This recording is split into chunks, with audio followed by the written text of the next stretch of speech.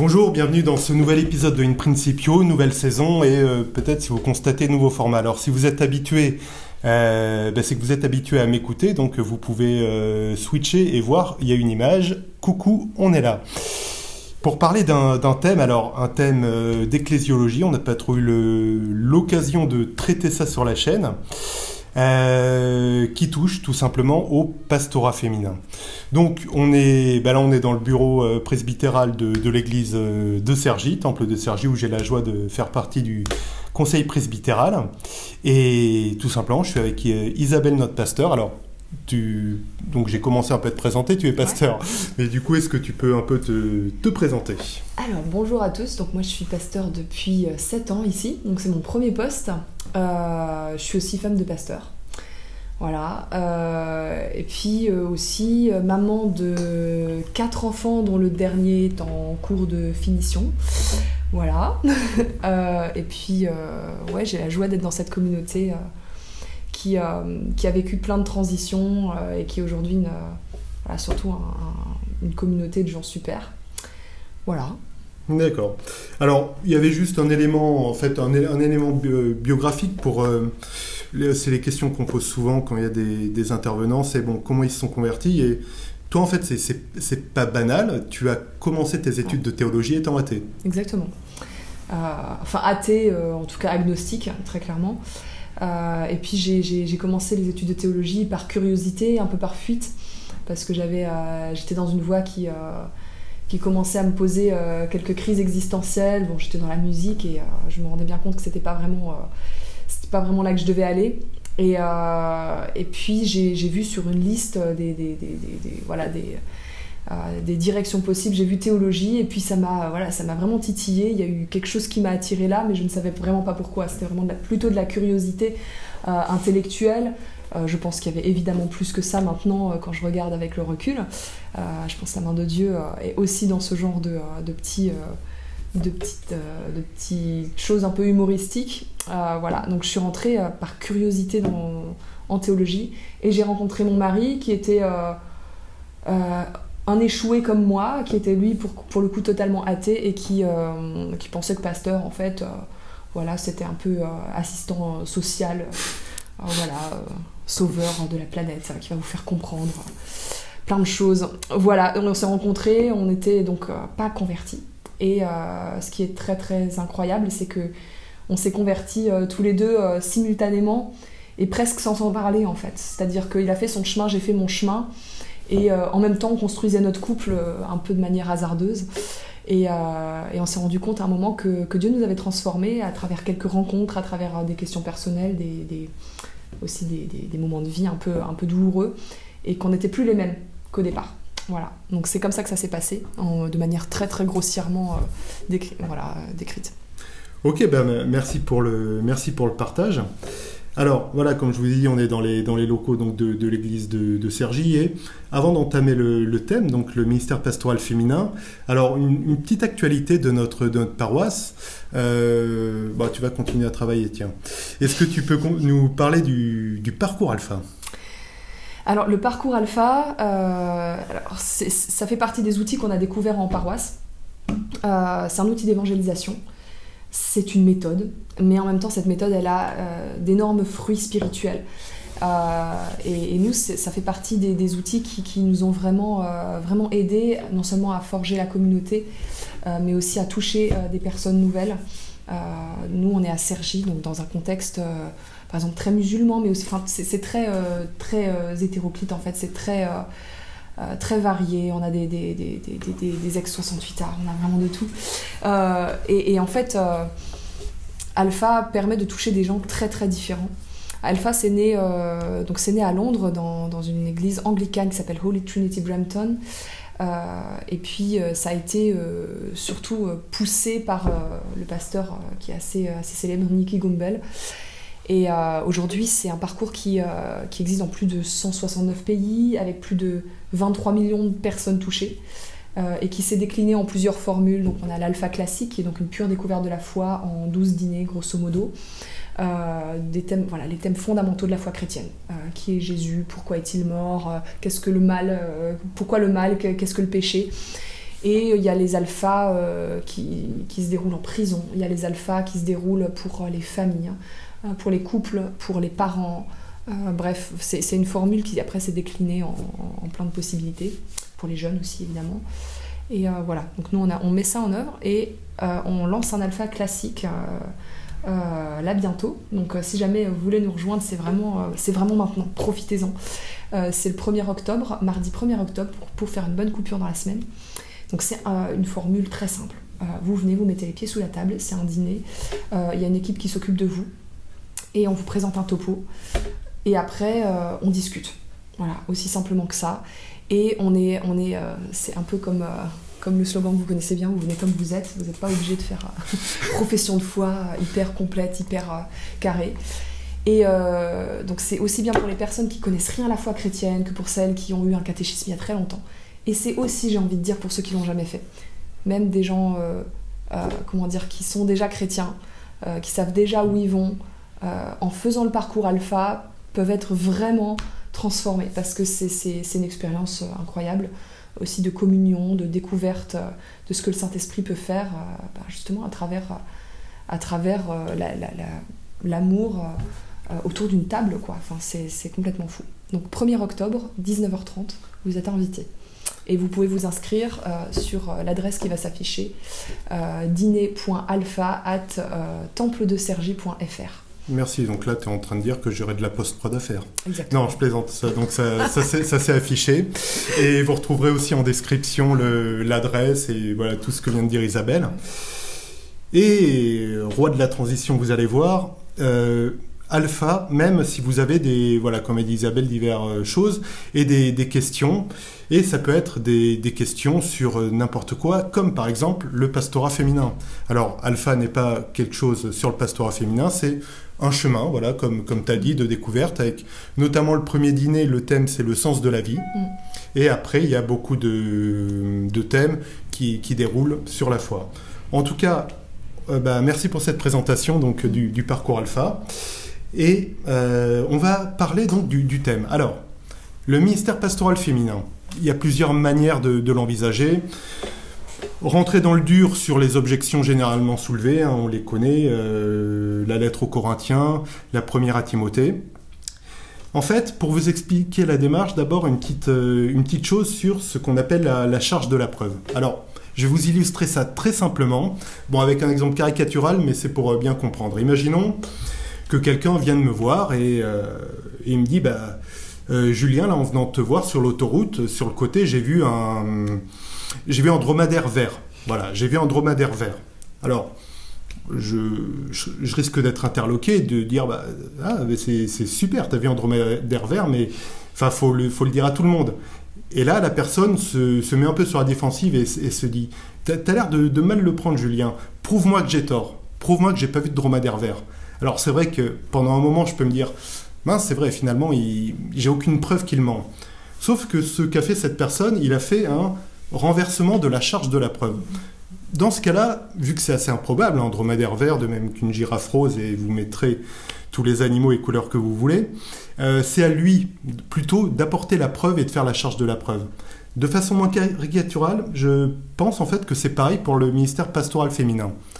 C'est vrai que si on prend l'histoire de l'Église, donc d'un point de vue historique, orthodoxe, catholique romain, même au début protestant, c'est vrai que les ministères pastoraux étaient très largement masculins et d'un point de vue historique, la charge de la preuve incombrait plutôt aux tenants du ministère pastoral féminin.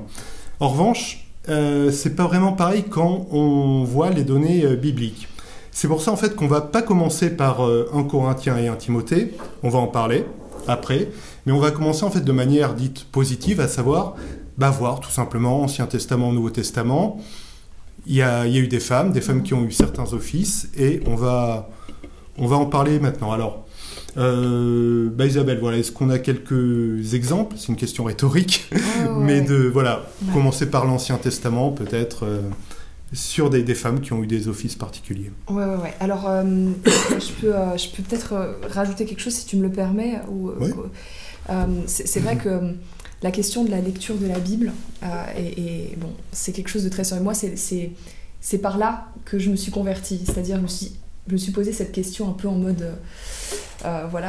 cette question un peu en mode Inception, c'est-à-dire une question qui vient là et qui travaille petit à petit. Et si la Bible disait vrai après tout, et si la Bible, si c'était vraiment la parole de Dieu, si c'était vrai. Et en même temps, prendre au sérieux la Bible, ça veut dire qu'on va être dérouté plein de fois. C'est-à-dire qu'on a justement, comme tu dis, à un moment, on est obligé de prendre au sérieux un texte. Et c'est troublant pour notre logique parce que ailleurs tu vas trouver une proposition qui va dire apparemment l'inverse. Donc un des exemples les plus flagrants, c'est quand Jésus dit en Matthieu 12, 30 celui qui n'est pas avec moi est contre moi, et puis en Marc 9, 40 il dit celui qui n'est pas contre nous est pour nous. Donc apparemment on a l'impression que c'est sensiblement l'inverse, et en fait c'est une étude du contexte qui va permettre de mettre la lumière sur qu'est-ce que finalement Jésus voulait dire dans ces deux endroits-là, qui n'est absolument pas contradictoire en fait. Et voilà, donc ça c'était vraiment juste quelque chose que je voulais rajouter pour dire que il y a des versets qui semblent condamner totalement le fait même d'ailleurs qu'une femme prenne la parole dans une assemblée. Donc si on le prend comme ça, on peut avoir vraiment cette impression, et en même temps on en oublierait presque tous les exemples effectivement de femmes qui ont une autorité reconnue dans la Bible par le peuple d'Israël et par Dieu en fait lui-même, manifestement. Donc on a pris 3 exemples dans l'Ancien Testament. On a pris Myriam, qui est la sœur aînée de Moïse, donc qui en Exode 15-20 est reconnue comme prophétesse, donc à ce titre, et c'est la première femme à recevoir textuellement ce titre dans la Torah. Et elle est connue parce qu'elle entraîne les femmes, et pas seulement les femmes, le peuple, dans une danse d'action de grâce après la traversée de la mer Rouge. Donc elle est connue pour ça, et elle est connue aussi parce qu'elle a fait des erreurs. Elle a fait une erreur notamment, c'est de critiquer vertement son frère à un moment. Parfois on utilise cet exemple pour dire vous voyez, son ministère il n'est pas valide. En fait tous les leaders ont fait des grosses fautes, et Moïse lui-même. Et en fait ça n'empêche pas du tout Dieu de reconnaître son ministère, enfin en tout cas son autorité, parce qu'en Michée 6 verset 4, Dieu dit à travers le prophète, de manière un peu provoque aux enfants d'Israël: me reprochez-vous d'avoir envoyé pour vous guider Moïse, Aaron et Myriam. Donc elle est bien au rang des leaders d'Israël. Donc ça c'est un premier exemple. Donc tu as vu, à chaque fois que je prends ces exemples-là, je réponds aussi un petit peu aux objections qui ont été faites. Oui, tu fais bien. C'est vrai que j'ai suggéré ce fait d'assumer en fait, d'assumer la position, et de prendre en fait que la position de femmes qui ont un ministère est normale. Après, on comprend comme effectivement qu'il y ait des objections malgré ça, c'est normal d'y répondre. Voilà. Donc l'exemple qui m'a le plus inspiré, évidemment, c'est Déborah. Déborah, qui est... c'est la plus badass. Ah oui, c'est trop incroyable. Donc voilà, prophétesse et puis seule juge, femme d'Israël. Donc c'est dans le livre des Juges, chapitres 4 et 5. Et en fait, ce titre de juge... il faut le dire, c'est pas majoritairement des femmes dans ce poste-là. Ce titre rassemble des qualités de gouvernance, de gestion de conflits, de charisme, évidemment de connexion spirituelle, ça va sans dire. Et d'ailleurs, elle a fait un hymne de reconnaissance, elle aussi, où elle parle de ses qualités maternelles, aussi pour le peuple, qui sont sans doute ce dont le peuple avait besoin à ce moment-là. Et... Alors Déborah, elle met aussi en place une stratégie militaire, et elle mobilise le chef des armées Barack, pas Barack Obama, donc elle combat les troupes. Et elle combat les troupes cananéennes, et à travers ce combat, elle mène une guerre symbolique contre l'idolâtrie. Donc l'idolâtrie qui s'est infiltrée largement. Et alors, il y a un argument, là aussi, je vais répondre à une objection ou à une contre-théorie. Il y a un argument qui consiste à dire que le ministère de Déborah est en gros dysfonctionnel, qu'il interviendrait à une période de l'histoire où, justement, il n'y a plus de mecs, quoi. Il n'y a plus d'hommes, et que du coup, c'est un peu... on fait avec ce qu'on a, quoi. Voilà, on fait avec ce qu'on a, ou alors peut-être une provocation un peu humoristique de Dieu, je sais pas. Et en fait, Je pense que c'est infondé. Pourquoi ? Parce qu'on pourrait dire la même chose pour tous les autres ministères prophétiques. Ils interviennent tous pour répondre à une grosse carence en termes de discernement, en termes de foi, au moment de dysfonctionnements sociétaux. Donc ils interviennent tous en fait en réponse à un besoin du peuple. On pourrait tous dire à ce moment-là qu'ils sont dysfonctionnels, ce qui serait complètement absurde. Ils sont une réponse de Dieu, effectivement, à des situations dysfonctionnelles. Il y a ce cycle qu'on lit dans le livre des juges où alors je dirais presque, vous changez le nom du juge et c'est pareil, bon pas tout à fait parce qu'ils ont des histoires différentes, mais ça commence par Dieu qui suscite un juge en Israël, ça va mieux, et après le peuple retombe, et ça revient vraiment comme un cycle. Donc effectivement, c'est pas lié à une femme. Voilà, donc moi ce qui me semble beaucoup plus logique de dire, c'est qu'en fait les prophètes et les juges sont des envoyés de Dieu à un peuple qui en a besoin, spirituellement, moralement, sociétalement parlant, et puis il y a une richesse des charismes qui varie selon les besoins de ce peuple. Ce qui est intéressant dans le cas de Déborah, en fait, dans le cycle de Déborah, c'est qu'il y a une autre femme aussi, Yaël, qui détient le pouvoir, la victoire finale sur Sisera, mais c'est une vraie prise de pouvoir, d'une certaine manière. Donc Yaël détient la victoire finale sur Sisera, qui est le chef cananéen qui vient totalement, en toute confiance, se réfugier dans sa tente, en fait. Donc il y a quelque chose d'assez humoristique derrière ce chef ennemi, donc il voit ses troupes décliner, et puis qui se dit, bon là, je vais chez cette gentille dame, il n'y a aucun risque, et cette gentille dame va lui exploser le crâne, quoi. Donc c'est assez... là aussi, il y a quelque chose de méchamment humoristique, de dire... en fait, la force n'est pas toujours là où on l'attend, et je pense que Dieu aussi parle de cette manière, en disant la force ne vient pas toujours de là où on imagine, ce qui ne signifie pas que effectivement je pense que ce serait idiot de dire que les femmes ont été conçues par Dieu pour mener des guerres. Ce n'est pas la réalité. Je pense que voilà, je pense que la femme dans la création a plutôt pour en aversion la guerre de manière plutôt globale, même si elle a le péché en elle de manière diverse et variée, et je pense que c'est une autre facette. Mais il n'empêche que Dieu peut utiliser la femme dans des contextes pour faire passer un message. Et d'ailleurs, la force dans la faiblesse, ou la force de manière déroutante, c'est quelque chose c'est un paradoxe que Dieu utilise souvent pour parler à son peuple. Donc voilà, moi je pense qu'il y a vraiment quelque chose qui dit là que le Seigneur il emploie des voies impénétrables pour mener ses plans à bien. Voilà. Pour Déborah.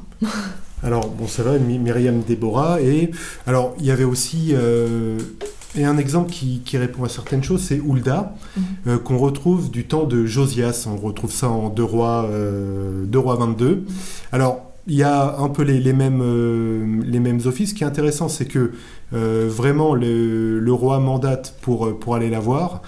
Et c'est que tu parlais de l'objection justement par rapport à Déborah, à savoir, en gros, on l'a pris parce qu'il y avait personne d'autre.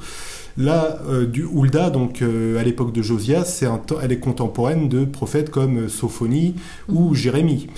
Donc là, c'est pas parce qu'il y avait, en gros, il y avait des prophètes dans le coin, quoi, pour le dire vulgairement. Voilà. Donc le ministère était bien institué, et avec donc vous trouverez ça en 2 Rois 22 de 11 à 20. C'est assez court en plus, et vous voyez que donc Hulda reçoit la parole de Dieu et est apte à donner des consignes. Donc pour trois cas dans l'Ancien Testament. Et c'est vrai, alors, avec, comme tu disais, des cas où il y a des objections qui sont soulevées, qui sont plus ou moins claires, mais on en trouve aussi donc, dans le Nouveau Testament. Oui, tout à fait.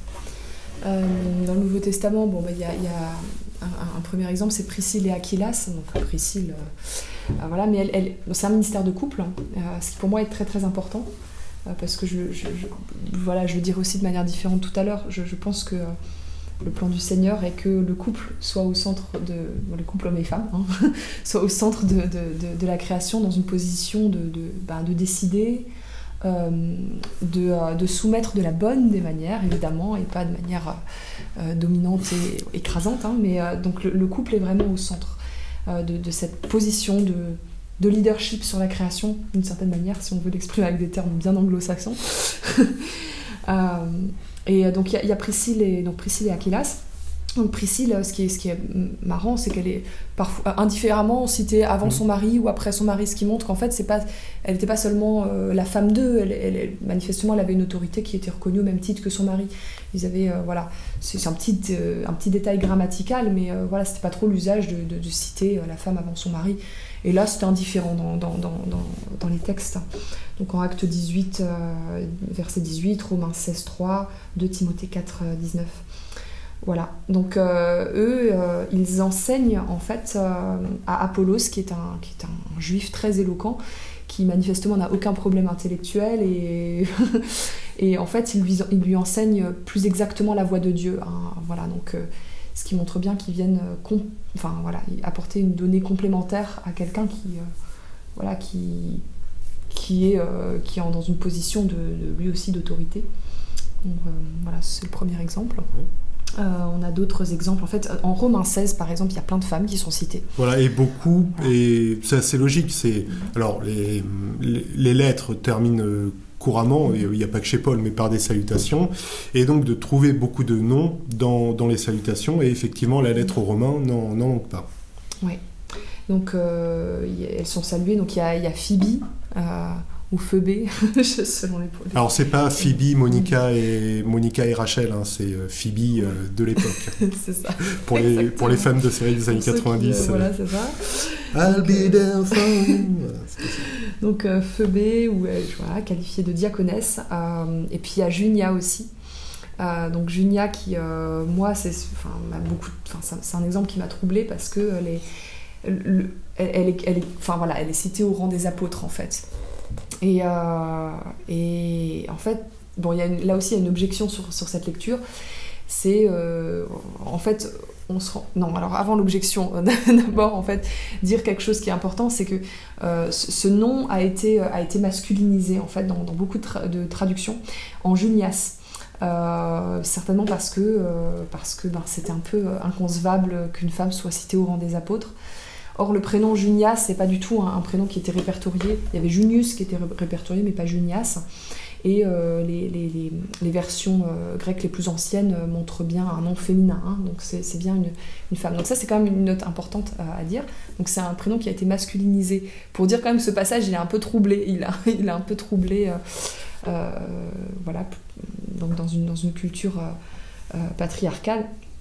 Ce qui se comprend. Et il y a une objection qui est de dire qu'en fait cette femme Junia n'est pas vraiment une apôtre et qu'il y a une petite nuance grammaticale, que en fait dans la traduction il serait plus juste de dire qu'en fait elle est reconnue par les apôtres. Et en fait bon, ça c'est une objection un peu récente que j'ai entendue. Et en fait là on est juste en concurrence de traduction, d'interprétation de traduction. Tout ce qu'on peut en dire, c'est qu'il n'y a pas vraiment, intellectuellement parlant, il n'y a rien qui permet de vraiment trancher. En tout cas, ce qui est sûr, c'est qu'elle a un rang vraiment, vraiment important à cet endroit-là. Voilà, donc Junia reste un exemple féminin très, très inspirant. Voilà, donc c'était... Ça prendrait beaucoup de temps de résumer finalement toutes les données Ancien Testament, Nouveau Testament. Pour résumer, donc, cette première partie, comme je disais, qui était apologétique positive, dans le sens où on expose, où on pense vraiment que le fait qu'une femme reçoive un mandat pour parler, pour enseigner, était assez clair, aussi bien Ancien que Nouveau Testament. Donc voilà, c'est pour ça qu'on a commencé par exposer les cas de manière positive. Attention, on ne dit pas que c'était majoritaire, hein. C'est pas ça, non. Effectivement, on lit même prenez les divers épîtres de Paul, les salutations ne sont pas les mêmes, et on lit, parce qu'on pourrait dire, oui, mais il y en a surtout dans l'épître aux Romains, des noms de femmes. Alors, c'est peut-être que les communautés marchaient pas pareil, n'avaient pas les mêmes défauts. Vous lisez, notamment, il y a la lettre aux Philippiens, où on sent que, alors, ils reprochent quelques trucs, mais globalement, ça marche, quoi. Ça marche, l'église de Philippe. Les Corinthe, ça marche moins bien, voilà. Donc, c'est normal d'avoir ces différences. Ouais. Maintenant, donc, ayant exposé ce pourquoi, donc, on pense vraiment que le rôle est légitime pour une femme, d'avoir un rôle d'enseignement. Il y a des objections, donc c'est maintenant qu'on va les traiter. Alors il y en a deux les plus célèbres. Et la première, c'est dans la première lettre aux Corinthiens. Voilà, donc dans la première lettre aux Corinthiens, au chapitre 14, verset 34. Alors les deux passages qu'on va lire, en fait, quand tu les lis en première lecture, ils paraissent assez violents. Celui-là aussi, on peut être choqué par la violence du propos. On pourrait en déduire que la femme n'a pas beaucoup de valeur, en quelque sorte. Et en fait, si on lit plus haut, on comprend que c'est le ton général du passage. Et qu'il y a une certaine violence, une certaine sévérité de Paul dans les propos aux Corinthiens, et que Paul répond à un désordre flagrant dans cette communauté, à un moment où, pendant les assemblées, il y a tout le monde parle en langue en même temps, il y a du bavardage, et tout le monde ramène sa prophétie non éprouvée. Voilà, ça va un peu dans tous les sens. Et Paul est un peu sévère par rapport à ça. Voilà, c'est ce qu'on vient de faire. Là, vous êtes à Corinthe. Donc Isabelle dit quelque chose, moi je fais un blabla, et quelqu'un derrière joue de l'harpe, quelque chose, voilà. Et ça, faut le prendre en compte, et on le sent bien. Alors j'ai fait quelque chose pour un peu illustratif, hein, mais je pense qu'on le sent bien vraiment à la lecture de... Il y a 1 Corinthiens 12, 14, ouais. Vraiment avec ce bazar. C'était juste pour illustrer. Je t'en prie. Donc en fait... non, je peux pas. Du coup, il faut que je retrouve mon fils. Voilà. Donc, sachant qu'il est fait référence à d'autres endroits de femmes qui parlent, il est beaucoup plus logique de penser que là, Paul n'interdit pas à la femme de parler, quoi, globalement, mais qu'il soit question ici de bavardage bruyant, intempestif et décomplexé, en fait. Et puis après, après, si on lit, en fait, moi j'ai un peu l'impression, je vous donne juste un exemple, vous savez, dans les classes, quand le prof interpelle deux élèves qui sont en train de bavarder dans le fond du cours, moi je l'ai fait, hein. J'ai dit non mais professeur, en fait on est en train de parler du cours, je lui posais une question sur le cours en fait. Paul dit si la femme, si elle veut savoir des choses, qu'elle se renseigne auprès de son mari à la maison. C'est un peu comme quand le prof dit ok, maintenant tu te concentres sur le cours, et s'il y a des questions subsidiaires, tu les demanderas, déjà t'aurais pu réviser avant, mais tu les demanderas à un autre moment, il y a d'autres moments pour ça. Et en fait c'est vraiment une manière aussi de rappeler que on peut pas faire primer l'individu sur l'assemblée, c'est-à-dire que quand une assemblée se réunit, il faut qu'il y ait un ordre, et même si on a des questions, ma question elle ne prime pas sur l'ordre de l'assemblée. Il faut que je sache la garder pour plus tard. Donc j'y vois vraiment un enseignement très général pour nous aussi.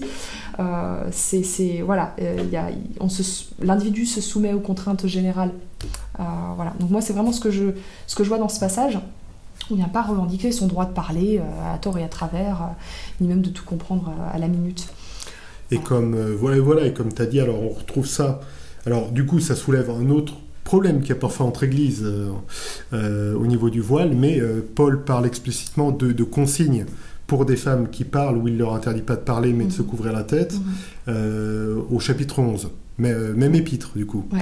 Donc voilà. Donc, ce qui montre que le point gênant n'est pas qu'une femme prenne la parole, c'est la manière. Ouais. Après, je pense qu'on peut fermer le sujet du voile parce que c'est encore un autre. Ouais. En tout cas, ce qu'on peut peut-être juste rapidement dire, je bavarde beaucoup, mais je suis désolée, c'est qu'en fait, dans ce passage, dans l'épître, le point de vue des gens extérieurs est important. Et ça, c'est quelque chose qu'on oublie, c'est-à-dire, oui, le contexte est important, le contexte de la communauté est important. Les personnes il y a des personnes qui rentrent dans ces assemblées qui ne sont pas forcément croyants et qui se demandent un peu ce que c'est que ce cirque en fait. Donc c'est pour ça qu'il faut que ce soit ordonné, c'est pour ça qu'il faut adresser un message à ces personnes aussi, peut-être à travers le voile. C'était aussi une manière de dire voilà, chez nous il y a une différence, et en même temps on n'est pas, c'est pas les prêtresses qui se rasaient la tête et puis qui montraient leur disponibilité de l'époque. Donc voilà, là on est donc il y a un message en fait, il y a un message aux gens extérieurs. Donc la question de la culture dans ces passages, qu'on le veuille ou non, est très très importante. Et pour comprendre, on peut pas juste transposer ce truc pour nous aujourd'hui sans le comprendre dans le fond, quoi. Donc voilà, c'était juste une petite... je ferme la parenthèse. Voilà. Et aussi dire sur... c'est pas forcément déterminant, mais sur la première lettre aux Corinthiens, en fait, il y a beaucoup de marqueurs qui montrent que Paul répondait en fait à des choses qu'on lui avait envoyées. Notamment, il évoque des correspondances qu'il y a eu, et donc parfois il reprend des termes qui lui ont lui-même été imposés par la communauté. Alors, je dis pas que c'est le cas ici, seulement ça balance un peu effectivement le verset 1 Corinthiens 12, 34, à lire brut de fonderie, froid, isolé. Voilà, comme disait Isabelle, c'est vrai que, oui, vous le prenez hors contexte, vous lisez que ça, c'est bon, la chose est entendue, quoi. Après, étant donné qu'en 1 Corinthiens 11, si Paul, dans la même épître, dit que les femmes peuvent parler sous telles conditions, ça ne veut pas dire que là, il interdit à toutes les femmes de parler. Ouais. Alors, il y a un exemple, il y a un cas, on va passer à la première à Timothée, qui, là, c'est vrai que l'objection est forte, parce que là, on n'est pas dans le contexte, et Paul emploie un argument créationnel. Donc, je vais lire le passage, tout simplement. Donc, on est dans 1 Timothée 2, à partir du verset 11, « Que la femme reçoive l'instruction dans un esprit de paix et de parfaite soumission. Je ne permets pas à une femme d'enseigner en prenant autorité sur l'homme, qu'elle garde plutôt une attitude paisible. En effet, Adam fut créé le premier, Ève ensuite. » Alors, je lis pas la suite, mais l'important est de voir qu'ici, effectivement, alors il y a une question de contexte sur l'Église en question, on y reviendra, mais il y a un argument créationnel. Pour être parfaitement honnête, en fait, donc là j'ai lu dans une traduction Summer qui dit « Je ne permets pas à une femme d'enseigner en prenant autorité sur l'homme », c'est vrai que la traduction est, on va dire, très très dynamique. Littéralement, donc le terme « oudé », en fait, en grec qui lie les deux, donnerait plus littéralement « Je ne permets à la femme d'enseigner ni de dominer l'homme ». Une séparation des deux termes « enseigner » et « dominer », alors que là, la traduction Summer les lie plutôt.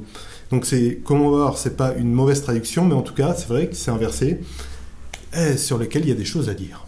Ouais. Donc là aussi, voilà, beaucoup de débats de traduction.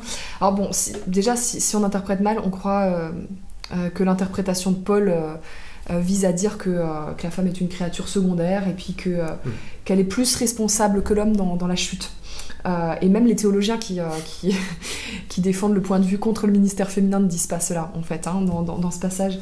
Ils vous diront plutôt, comme John Piper par exemple, que dans le récit de création, on met l'accent sur le fait que l'homme a une qualité de direction supérieure à la femme.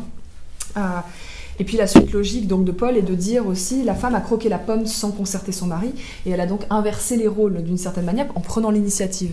Et l'homme est tout aussi responsable puisqu'il s'est effacé devant l'initiative de sa femme au moment où elle a pris l'initiative. Il était où, quoi, en fait, en gros, et a simplement suivi lorsque le mal était fait. Donc ça, c'est une interprétation que je trouve juste, en fait, à quelques nuances près. Voilà, donc je pense que cette interprétation est juste, mais juste une question de nuance. Le récit de création insiste effectivement sur le fait que l'homme reçoit prioritairement des qualités de direction et de responsabilité. Et je pense que ce serait un peu malhonnête de le nier, parce que effectivement, Dieu s'adresse à l'homme dans le texte, dans ce texte en tout cas créationnel-là. C'est le cas. Et on peut, d'ailleurs, voilà, je vais mettre tous les féministes à dos, on peut voir les vérifications de ça dans notre société. Pour prendre un exemple très moderne, dans les sociétés les plus post-modernes, où on a donné totale égalité à l'homme et à la femme, on se rend compte encore qu'il y a on se rend compte en fait que les hommes et les femmes reviennent à des choix professionnels globalement différents. On se rend compte que les appétences des uns et des autres ne sont pas forcément vers les mêmes choses. On se rend compte que les femmes vont beaucoup plus se tourner vers des métiers sociaux, relationnels, de soins, où elles vont avoir une position de conciliatrice, de conseil, etc. Donc très relationnel, très, très, très social.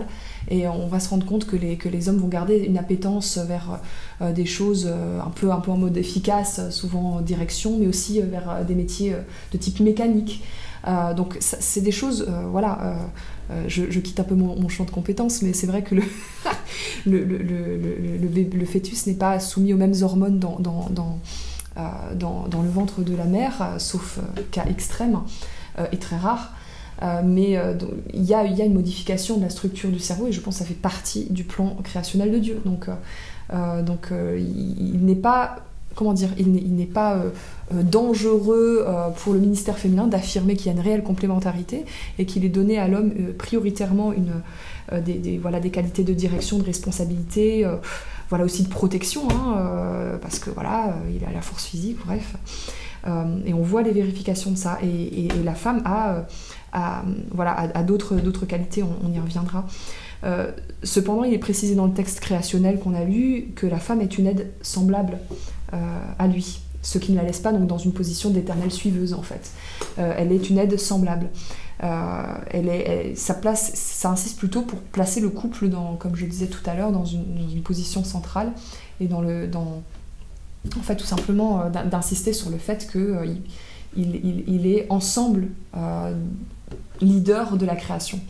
Donc comme une seule entité, une seule chair, il doit prendre les décisions sur un tas de choses, il doit créer, il doit se reproduire, il doit multiplier, etc. etc. Et dans Genèse 1, donc, on a vérification de ça, puisque c'est même dit avant, donc le mandat leur est donné ensemble.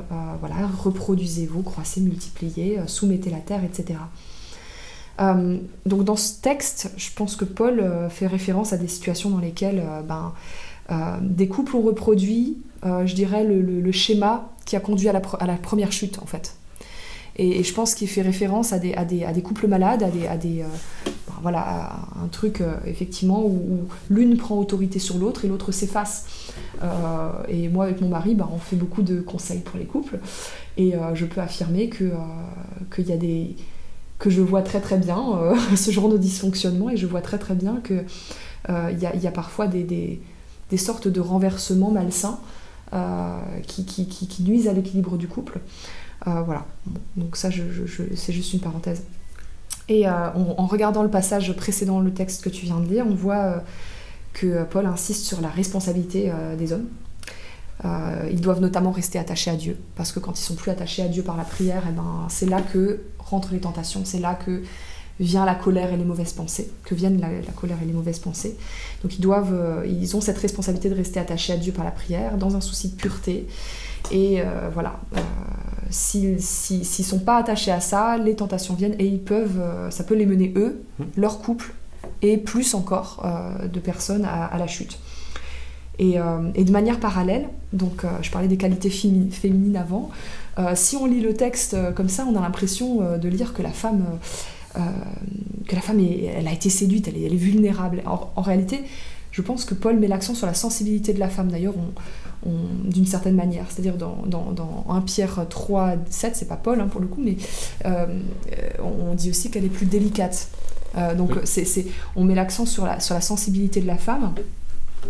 Donc Paul dit elle est plus vulnérable, elle a été séduite. Ça veut pas dire qu'elle est incapable de prendre une décision, ça veut dire simplement que Dieu a pensé le couple pour fonctionner ensemble. Et donc comme un exemple de deux êtres qui s'unissent pour décider, créer, protéger, enseigner, etc. Et je vois pas en quoi ça fixe des rôles qui seraient hermétiques.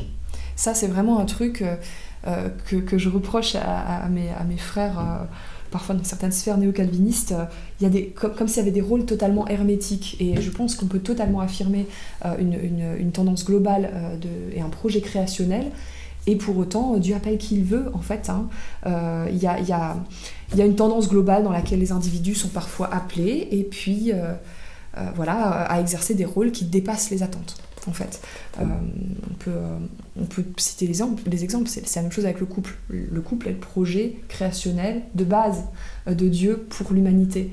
Il n'est pas bon que l'homme soit seul. Et pourtant, Jésus dit bien qu'il y a des eunuques pour le royaume. Donc ça veut bien dire qu'il y a une tendance globale, et puis il y a ce que Dieu va appeler pour un rôle qui va dépasser les attentes, les grandes lignes, les axes, les sentiers battus, etc.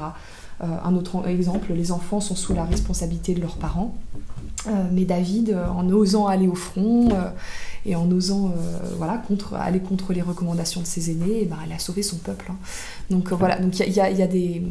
Voilà, je pense que c'est vraiment pas contradictoire d'affirmer ces deux choses-là ensemble. Voilà, pas contradictoire. Et pour revenir donc sur ce 1 Timothée 2:12, au moins, juste pour relativiser, parce que un peu comme le verset de 1 Corinthiens, Quand on le prend, voilà, 1 Timothée 2,12 pris seul, le verset semble net. Le terme pour dire autorité, voilà, ni de prendre autorité, de dominer, c'est alors, on va dire un gros mot, c'est un apax. C'est-à-dire que c'est un terme qui n'apparaît que là, autentei. Normalement, c'est un terme, le terme exousia, qui est dit pour donner autorité. Alors, ça ne veut pas dire que c'est une forme d'autorité différente, mais en tout cas, ça veut dire que peut-être Paul parlait justement, comme tu disais, d'un travers d'une relation corrompue finalement suite à la chute, qui n'était pas à reproduire. Et on sait, voilà, en plus, vous pouvez vérifier sur le Nestlé Aland, notamment, il n'y a pas de variante textuelle, donc c'est vraiment le terme qu'a employé Paul. Et Paul connaît le mot exousia, donc c'est pas par défaut de connaissance non plus qu'il a employé un autre terme. Donc voilà, on sait. Alors, est-ce que j'irais jusqu'à dire, est-ce que ce terme veut explicitement parler d'une relation corrompue entre l'homme et la femme? Vous savez, une domination malsaine. J'en sais rien. En tout cas, ça relativise au moins le poids du verset pris de manière isolée. Donc, alors, presque 3 quarts d'heure, peut-être un peu moins pour vous parce qu'il y aura des coupures, vous verrez. C'est les joies de l'enregistrement direct, mais passé en différé. Voilà, donc il y a eu beaucoup de choses. Donc, pour nous résumer, on est parti sur les choses positives, les ministères féminins, que ce soit de prophétie ou même de consignes aux armées qu'on a vu dans l'Ancien Testament. Dans le Nouveau Testament, notamment avec de l'enseignement, avec Priscille qui a enseigné, avec son mari, justement, on a parlé du couple, Phoebe, Junia, et on a vu les objections généralement soulevées en Corinthiens, 1 Timothée. Alors, on sait, il y en a une aussi en Éphésiens. On va pas la traiter. C'est pas par fuite, mais c'est que déjà là, on a quand même vu beaucoup de choses.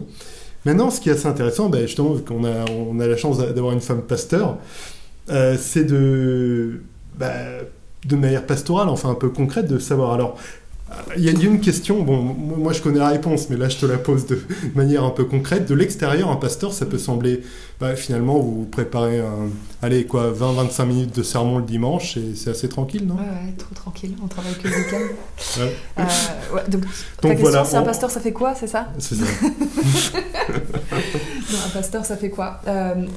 En fait, alors déjà, il faut dire que avant, je parlais de conception hermétique des rôles. Et pour moi, j'ai fait des études de théologie. On m'a donné plusieurs idées de ce que pouvait être ce métier-là. Et quand j'ai commencé, je me suis rendu compte qu'en fait, ça n'a jamais rien à voir avec les attentes. Et en fait, ça dépend énormément de là où tu es envoyé.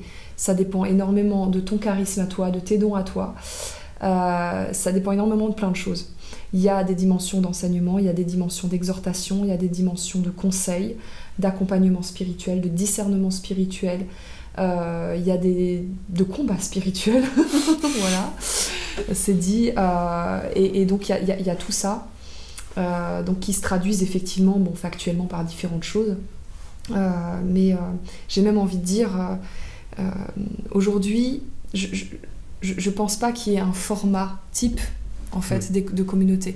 Même le culte le dimanche qui reste quand même un grand classique aujourd'hui, quand on voit les sociétés, notre société, enfin en tout cas occidentale, postmoderne, on se rend compte que le dimanche matin n'est plus un lieu,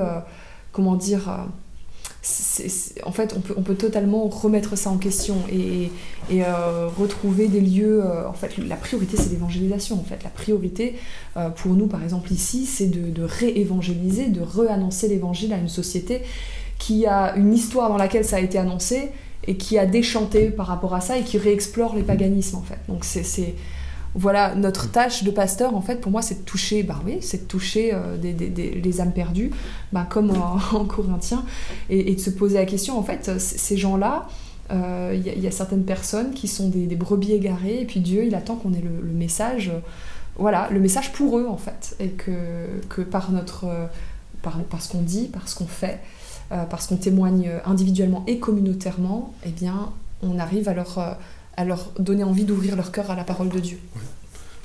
D'où d'ailleurs un peu c'est le mot rebouclé par rapport à ce qu'on disait en introduction, justement le parcours alpha, qui s'inscrit dans cette démarche. Et d'ailleurs, peut-être, vous êtes peut-être déchristianisé ou que sais-je, et si vous êtes dans le coin, c'est un bon moyen, comme on disait, le parcours alpha, de voir le fonctionnement. Alors, fonctionnement d'église, c'est un cadre justement d'un repas, mais de voir que l'église, c'est pas que des gens austères, habillés en sombre le dimanche, mais qu'il y a une vie, justement. Comme tu disais, c'est vrai, il y a le culte du dimanche, mais il y a aussi plein d'autres activités. Donc ça peut être aussi un bon moyen de le découvrir. Et une autre question, là aussi j'ai la réponse parce que tu me l'avais déjà dit, mais c'est important. Est-ce qu'à un moment de ta formation, mais au moment où tu étais converti, quand même, avec ceux en Corinthiens, ceux en Timothée, est-ce qu'il y a eu des doutes et as-tu envisagé éventuellement d'autres manières de servir le Seigneur? Oui, il y a eu des moments de doute, plusieurs en fait. Alors, pas pendant ma formation, parce qu'en fait, ma formation théologique, je veux dire, on m'a jamais posé la question du ministère féminin pendant mes études de théologie comme un problème, ce qui est un vrai... comme quoi il peut y avoir des biais dans la formation théologique. C'est pour ça que j'encourage vraiment toute personne à aller voir vraiment très très largement. Moi je suis passée par 2 facs, mais en fait je me rends compte que c'est pas suffisant. Il faut vraiment être curieux, et vraiment être curieux les amis. Faut pas se contenter même des vidéos YouTube, ça suffit pas. Non, il faut vraiment chercher. Et ce qui fait que en plein ministère, quand je suis là, et puis je commence à voir les premières épreuves, parce qu'au début c'est quand même pas mal d'épreuves. Comme je vous ai dit, moi je suis arrivée dans un contexte, dans une église, c'est ce merveilleux temple aujourd'hui, mais qui en fait a été construit dans les années 70 pour être un centre culturel, plus culturel que spirituel. Ça c'était l'enjeu, parce que c'était l'époque qui voulait ça. Dans les églises traditionnelles, on s'était dit bon, il faut surtout qu'on soit associatif, culturel, fondu dans le décor. Et ces communautés-là se sont coupées de leurs sources spirituelles, se sont coupées de Dieu. Et en fait, tout l'enjeu était de recréer une communauté, en fait. Parce qu'il ne suffit pas d'être des gens mis l'un à côté de l'autre dans quelque chose qu'on appelle temple ou église pour être une communauté. Donc quand on vit ces premiers enjeux-là en tant que pasteur, d'être là et de devoir implanter une communauté, en fait, ou recréer une communauté sur une vision commune, sur la parole de Dieu, revenir aux fondamentaux. Et puis tout d'un coup, on est confronté à cette question. Moi, ça a été de manière assez violente à travers des personnes qui m'ont rappelé, ou tout simplement dans ma lecture, je me suis dit quand même, mais ça c'est vrai que c'est troublant. Et en fait, dans ces moments-là, le doute peut être particulièrement destructeur, et il l'a été d'ailleurs, parce que c'est comme si tout se mettait en même temps, toutes les épreuves se mettaient en même temps pour m'écraser. Et en fait, du coup, j'ai été forcée d'approfondir théologiquement en même temps que d'œuvrer pragmatiquement sur le terrain pour continuer à mener cette communauté à bien. Et en fait, tout simplement, ce qui m'a sauvée, je pense que c'est... J'ai recherché, alors, je veux pas faire de la fausse humilité, mais j'ai vraiment recherché une position d'humilité en disant: Seigneur, si tu veux que j'arrête, j'arrête. Et voilà, j'ai vraiment demandé au Saint-Esprit de m'aider, et puis de chercher, de m'aider à trouver des confirmations à la fois bibliques et à la fois sur le terrain actuel, que c'était bien mon appel, que je m'étais pas trompée, quoi. Voilà, et effectivement j'ai eu aujourd'hui je peux dire, mais en fait je sais l'appel que j'ai reçu, je sais les fruits que ça a donné, je sais c'est pas seulement des personnes individuelles que j'ai consolées par-ci par-là, c'est des vies restaurées, et c'est une communauté restaurée. C'est-à-dire c'est pas juste un travail humain, c'est pas juste une stratégie marketing que d'arriver à que d'avoir une communauté qui se ressoude. Et quand je regarde, j'ai entendu Dieu me parler, parfois me rediriger sur certaines choses de manière très très claire, surnaturelle. Et en fait, sur cette question-là, c'est comme s'il m'avait dit: fais confiance. Voilà. Voilà, pour mon témoignage personnel. Je pourrais en parler D'accord. des heures, en fait, mais je ne vais pas monopoliser la caméra. Non, mais il y a... Ouais. Alors, dans le temps qui reste, alors bon, c'est vrai qu'on est sur YouTube, donc je peux uploader une vidéo de 4 heures, mais c'est ma carte mémoire qui a le facteur limitant. Mais en fait, il y a une question, c'est... Enfin, en gros, qu'est-ce que tu répondrais à quelqu'un qui, bon, voilà, qui sait même pas trop théologiquement, une femme pasteur, pourquoi pas, mais est-ce qu'il n'y a pas un écueil à éviter, quelque part, d'une église qui se transforme en église girl power, je sais pas si tu vois ce que je veux dire, et qui pourrait, par exemple, qui pourrait être préjudiciable à un homme qui nécessite un accompagnement spirituel, on va dire, sur un sujet délicat. Voilà. En fait, je pense que les enjeux sont exactement les mêmes. Alors aujourd'hui, c'est vrai que dans notre société, en tout cas, on est dans très girl-friendly, hein, à plein de niveaux. Donc, je pense aussi que c'est quelque chose que Dieu utilise pour parler à cette société. Parce que voilà, c'est vrai que c'est moins exceptionnel des femmes qui enseignent, qui donnent leur avis, voilà, c'est moins exceptionnel. En même temps, effectivement, il y a un vrai enjeu, c'est toujours pareil, c'est que une moitié de l'humanité soit reléguée et puis que ça devienne un mouvement féministe. Moi, je suis pas devenue pasteur par féminisme, très clairement. Ça, c'est pas, je suis pas une féministe au sens où l'entendent beaucoup de gens. J'ai trop vécu le couple que Dieu m'a donné comme un cadeau, comme une richesse, comme quelque chose. J'estime aujourd'hui être extraordinairement bénie dans mon couple et dans ma famille. Et j'ai trop conscience, en fait, du cadeau que c'est et comment dire, d'un équilibre très très ténu, très subtil, qui tient que par sa grâce et par son Esprit Saint. Et je sais que c'est ça, en fait, la clé.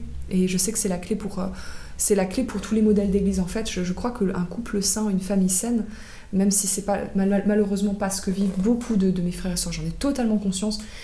Je crois malheureusement que je crois malgré tout que c'est le modèle que Dieu nous donne pour une église, voilà, une église équilibrée. C'est le laboratoire d'expérimentation, en fait, du règne de Dieu. Et donc, oui, non, je suis pas pour une église girl power et pas non plus pour une église man power, et ça existe aussi. Et en fait, alors, tu as parlé des cas d'accompagnement. Voilà, les cas je pose le cas d'un homme qui pourrait avoir peur de se dire, du coup, bien sûr. Et je pense que, en fait, dans une église où les hommes sont surreprésentés, il y a aussi des femmes qui souffrent de ne pas pouvoir être accompagnées comme elles, voilà, qui ont peur de ne pas pouvoir être accompagnées, ou qui parfois viennent me voir et me disent, en fait, voilà, c'était hyper boum boum, c'était aucune compréhension, aucune sensibilité. Voilà, donc les deux existent, en fait, et j'ai totalement conscience, effectivement, que certains frères, parfois, voilà, peuvent se dire, et c'est pour ça qu'on a mis, nous, une structure d'accompagnement en place dans laquelle, en fait, c'est équilibré homme-femme. Et on essaye, il y a certaines problématiques dans lesquelles c'est deux hommes avec un homme, c'est deux femmes avec une femme, et d'autres où ça va être un homme, une femme avec une femme, un homme, une femme avec un homme. Tout dépend, en fait, de la problématique, et puis, voilà. Du sujet. Ouais. Tout à fait, c'était un peu... j'avoue, c'est retort, en fait, mais c'est nickel, parce que c'est pile poil ce que je voulais que tu dises. Et ouvrir, en fait, sur le fait qu'une église, bon, c'est valable pour un homme, mais d'une femme, c'est pour ça que j'ai mis église girl power, justement, c'est pas ça, et c'est un ministère, en fait, que tu as pastoral. Alors, j'ai pas mesuré, mais c'est toi qui prêches les... trois quarts du temps, mais il y a d'autres prédicateurs, notamment. Tout à fait. Et c'est très important. Voilà, tu citais les accompagnements, c'est vrai que c'est pas juste Isabelle qui accompagne, parfois c'est Isabelle et quelqu'un d'autre, comme tu disais, homme, parfois voilà, ça dépend de ce qui est pertinent. Donc c'est pas un enfermement dans une culture féministe sous les pavés de la plage ou que sais-je. Exactement. Je crois que c'est très important. En fait, quand on parle d'un pasteur ou d'un leader spirituel, il y a toujours cet aller-retour entre évidemment un charisme individuel, il y a des qualités individuelles, mais il y a le collégial, en fait. Et aujourd'hui, ni pour un homme ni pour une femme, personne peut mener un ministère tout seul. En fait, je veux dire, juste sur ses propres épaules. Je veux dire, une église, elle est collégiale par définition. Ouais. Elle est une communion, et donc elle est un équilibre qui se crée, qui se construit ensemble. Donc voilà. Et j'ai commencé donc tout simplement le mot de la fin. Ça peut être ce que tu veux, ça peut être une intention de prière, ça peut être un mot qui reprend un peu sur ce qu'on a dit là. Une chose peut-être à préciser sur ton ministère pastoral, le ministère pastoral en général. Bref, on va passer une carte blanche. Voilà, c'est terrible ça. Je ne sais absolument pas quoi vous dire. Non, je suis très heureuse d'avoir pu échanger sur ce sujet, ouais. Parce que c'est quelque chose de très important, et en fait j'ai l'impression que c'est toujours très très biaisé en fait ce sujet. On va prendre qu'une partie, que les versets qui nous arrangent, on va le prendre de manière trop passionnelle.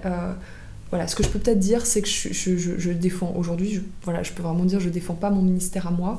En fait, j'en ai rien à faire. Si Dieu me dit demain, bon, écoute, retourne à la maison, va t'occuper de tes enfants, je trouverai ma joie là-dedans. Si Dieu me dit complètement autre chose, comme il me l'a déjà dit, voilà, j'accepterai aussi. Et voilà, je pense qu'en fait, le secret pour nous tous qui cherchons Dieu, c'est d'être vraiment à son écoute. Et on essaie de se dépatouiller avec des trucs qui dépassent notre intelligence, très clairement. La parole de Dieu dépasse notre intelligence.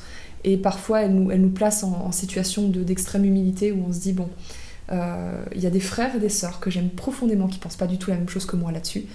Voilà, comment on fait comment on s'en sort, et de rester quand même ferme, et sur sa vision, si on l'a, jusqu'à ce que Dieu nous dise, voilà, là, il y a revirement, s'il faut.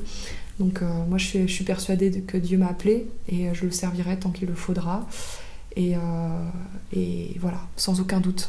Yes, amen. Merci beaucoup d'avoir suivi. Il y aurait tant à dire. On aurait pu y passer 2 heures. En tout cas, si vous avez des questions, comme d'habitude, n'hésitez pas à les poser. Vous pouvez tout. Objection, question, il n'y a aucun problème. Tant que c'est correct, poli, quoi. Voilà. Alors c'est avec 3 ou 4 fois, mais je me réserve le droit de censurer un commentaire complètement injurieux. Voilà. Donc, soyez bénis. Bye bye. Ciao.